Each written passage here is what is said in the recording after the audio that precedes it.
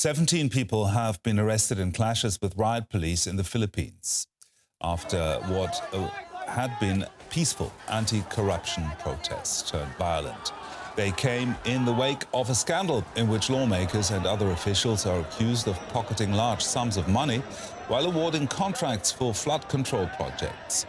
Earlier, organizers said more than 130,000 people took part, making this the country's largest anti-corruption rally in recent years.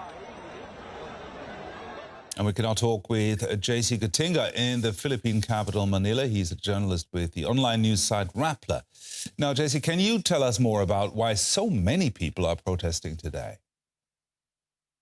Right, Gerhard. Well, we've long known that there's this modus of corruption that's been happening. In fact, 12 years ago, there was a similar scandal to this. Lawmakers funneling huge sums of money into projects that are carried out by private contractors. These private contractors pocketing some of the money for themselves and then the rest of it giving it back to those lawmakers as kickbacks, leaving very little for the projects themselves.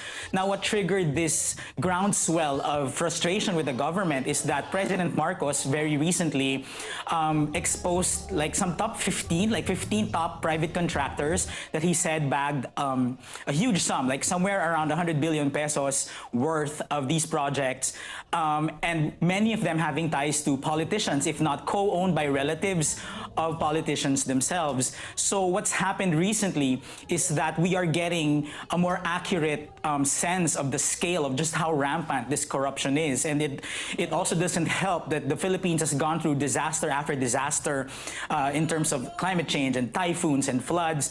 And so people are really feeling that they're shortchanged by the taxes that they pay the government, and only for them to suffer the consequences of things that, you know, their taxes should be helping them out through.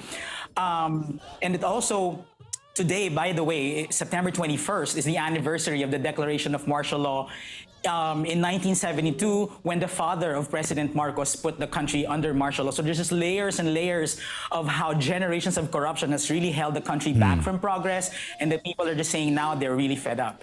Talking about that, what is the government doing to address the corruption scandal, and are ordinary people taking these responses seriously? Right. Well, talking about the people's response, this is the largest protest movement we've seen in maybe a decade, and that kind of shows how, you know, the flavor of the democracy here is changing. People are they're less likely to take to the streets because they're also desensitized to reports of government corruption. So the fact that they're now out in the streets speaks of the degree of frustration and anger felt by much of the people. The government is holding investigations, as they always have whenever there are revelations of corruption. Time and again, they will hold investigations. But the thing is, what people are frustrated about is that there almost is never a politician put to task or punished for these offenses, for these crimes. At the very least, it's their private cohorts, like maybe businessmen whom they were in cahoots with, who end up being in jail. But many of these politicians, actually all of these politicians who've been accused of corruption before, have found their way back into power.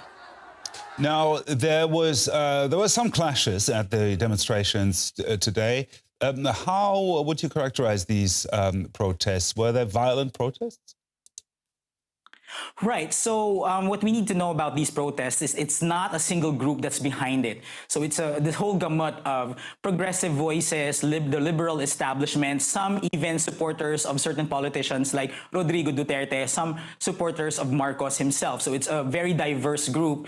And we cannot say yet which group in particular was responsible for what turned violent in that particular area of the capital, Manila. It's called Mendiola, which is the gateway to the presidential palace. So what the attack seems to appear to be, or to have been, is like an attempt to perhaps storm the palace, get into the palace complex, where you know, security was obviously tight. So it's not representative of the entire protest. There are protests going on across the country. This happened, I wouldn't say isolated, but it happened in a crucial spot, which is very near the presidential palace.